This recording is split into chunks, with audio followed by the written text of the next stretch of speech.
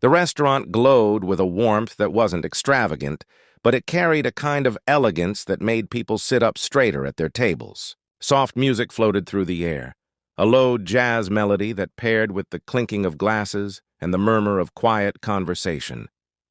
Candlelight flickered at every table, caught by polished glassware and silver cutlery. It wasn't the kind of place that demanded wealth, but it was the kind of place where people celebrated anniversaries or hoped for moments worth remembering. Haley stood just inside the door, the chime above it ringing too loudly for her liking. She hesitated, smoothing her hands down the sides of her dress. It was a vintage piece, pearl-colored, fitted at the waist, and the fabric frayed slightly at the edges if someone looked close enough. It had belonged to her mother, and she had worn it only once before, on her college graduation day. Tonight it felt like more than clothing. It felt like armor. Hope stitched into old seams. Her blonde hair had been curled carefully that afternoon in her tiny apartment. She had applied makeup with a hand that trembled slightly, not from lack of skill, but from nerves and the awareness that her supplies were nearly gone, too costly to replace any time soon. A soft pink lipstick brightened her lips, and though her appearance was modest, she looked every bit like someone trying, desperately, to believe that tonight could be the start of something different. The hostess approached, all polite efficiency. Haley steadied her voice as she gave her name. "Reservation for Haley." "Of course. Right this way." The hostess led her to a small table near the window. The light above it glowed warmly, casting soft shadows against the polished wood. Haley sat down carefully, setting her purse in her lap and tucking her knees close beneath the table. She glanced at her phone. 6:45, 15 minutes early. She needed the time to breathe. Her gaze wandered, pretending to take in the room casually, though her eyes flicked back to the entrance every few seconds. She had met him online, Aaron. His messages had been short but sweet, never pushy. He had suggested this place. It had taken months for her to say yes to anyone, years if she was honest. And tonight she had gathered what courage she had left, spent the little money she had saved, and chosen hope over safety. At a table not far away, a man in a charcoal gray suit stirred a glass of scotch. Ethan Blake had just left a long meeting, one of too many, but the weight of work hadn't followed him into this space. Instead, his eyes found the young woman near the window. He noticed the hesitance in her movements, the way she smoothed her dress more times than necessary, the way her eyes searched the door with quiet expectation.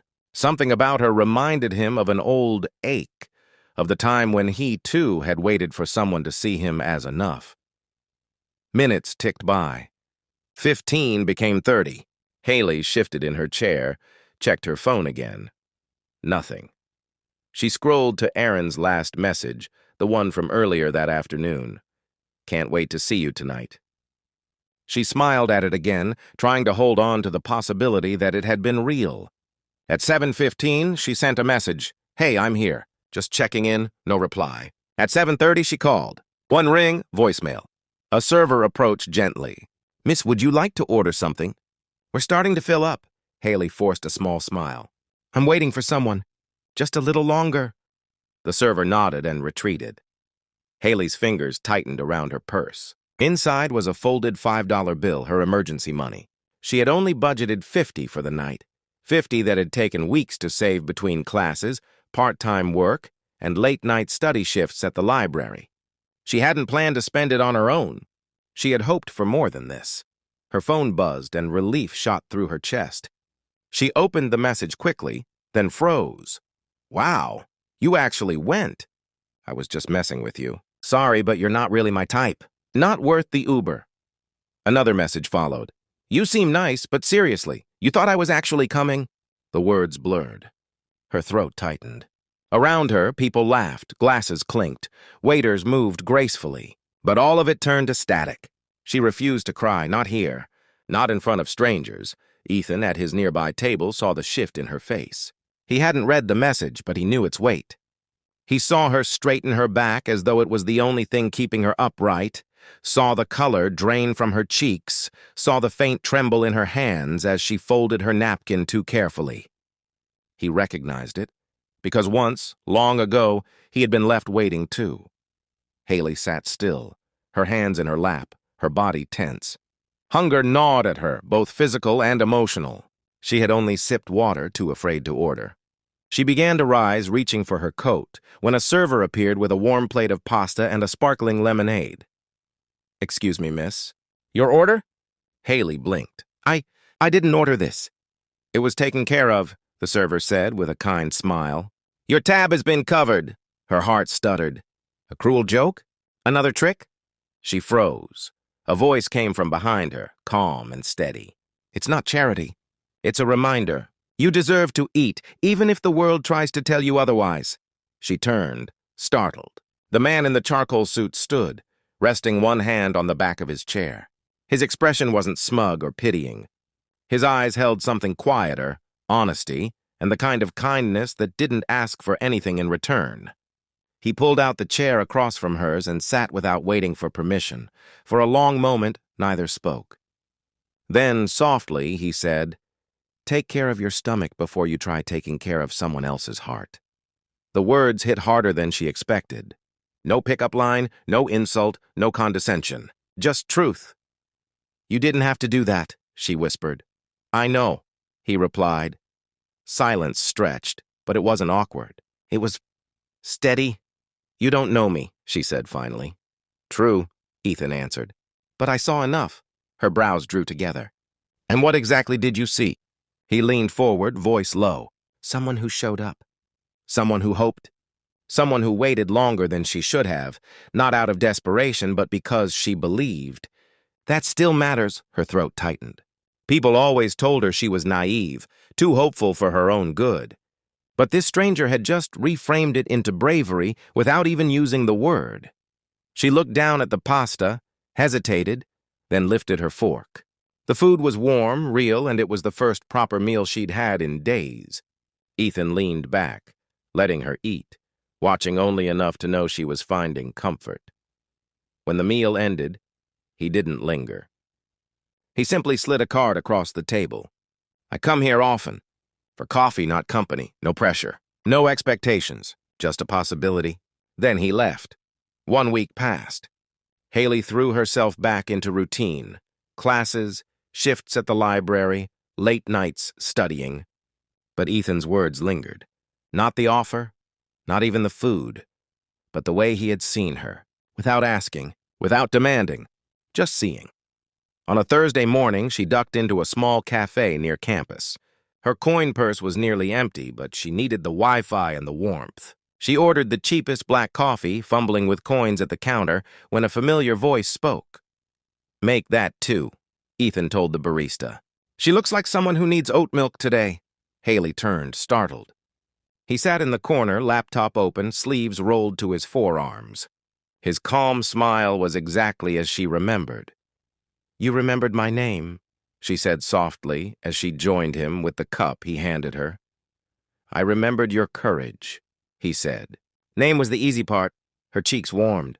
They sat in comfortable silence, sunlight filtering across the table. He told her a story about a marketing mishap that had made his company the butt of online jokes. She laughed, genuinely, freely, forgetting for a moment how guarded she usually was. He wasn't trying to impress. He wasn't asking about her past. He was just a man, sharing coffee and a story. When she stood to leave, she expected him to extend the moment. Instead, he just smiled, nodded, and let her go. Respectful. Simple. For the first time in years, she walked away smiling, not because she had been rescued, but because she had been listened to. Weeks later, she saw him again, this time in a library, holding the hand of a little girl in a yellow sweater dress. "This is Lily," Ethan said softly. "My daughter."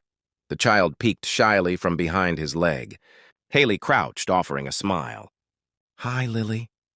The girl stepped forward, touched the hem of Haley's cardigan, and whispered, "She smells like Mommy." The world stilled. Ethan froze, his hand trembling on his daughter's shoulder. Haley's heart ached at the weight of the moment. "Well," Haley whispered gently, "that's a big compliment." "Your mommy must have smelled like kindness." Lily nodded solemnly. "She passed 2 years ago. Ethan said quietly after a pause. Lily doesn't usually say that. Haley nodded, understanding without words.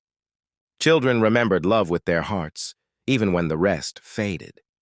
Ethan's eyes met hers, unguarded, open. That was how it began. Not in declarations, not in grand gestures, but in small, steady moments. Haley helping with nutrition research, Lily insisting she braid her hair before bed. Ethan finding himself smiling at texts he never sent.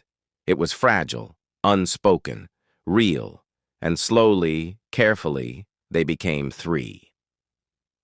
When Haley received the scholarship letter, her chest tightened. Full tuition. A 1-year pediatric specialization in Oregon. It was everything she had worked for. But it meant leaving. Leaving Ethan's kitchen, leaving Lily's bedtime stories, leaving the rhythm that had quietly become a life. At the park, she told him. "I got the scholarship," she said softly. His smile was immediate. "Haley." Her eyes stayed on the ground. "It's in Oregon." 1 year, he was quiet, then nodded. "You should go." Her heart clenched. "You don't think I'm just leaving? Using you for stability and then walking away?" His gaze softened. Loving someone doesn't mean holding them. It means not clipping their wings. The words sank deep. She left in August. The night before, Lily hugged her tight and whispered, "You're not going far." Daddy says hearts don't care about distance. Haley cried that night, not because she was being left behind, but because for the first time she was being let go without being let down. 1 year later, she returned, stronger, steadier, her white coat crisp, her ID badge declaring her a registered nurse. An invitation led her to a rooftop garden where Blake Nutrition launched a new product line, her first spoon, for the women who stayed hungry to feed hope. She froze at the sight of the packaging. The silhouette was unmistakably familiar. Ethan's eyes found hers across the crowd. He walked to her quietly afterward, pulled a small box from his pocket. He didn't kneel. He didn't make a speech. "I don't want to save you," he said. "I want to stay if you'll let me." Her heart didn't race with panic. It steadied. She nodded. Not out of fear, not from desperation, but from peace. That night, they returned to the restaurant where it all began. This time there were 3 chairs. Lily drew a picture of them together. A house, a sun, 3 figures at a table. "This is us," Lily said proudly. Haley's breath caught. She reached for Ethan's hand across the table. "You were never late," she whispered. "I just needed to believe long enough to wait." He laced his fingers with hers and nodded. Outside, the night had settled in. But inside, at one small table, 3 people shared a future. Not a fairy tale, not a rescue, just the quiet miracle of showing up.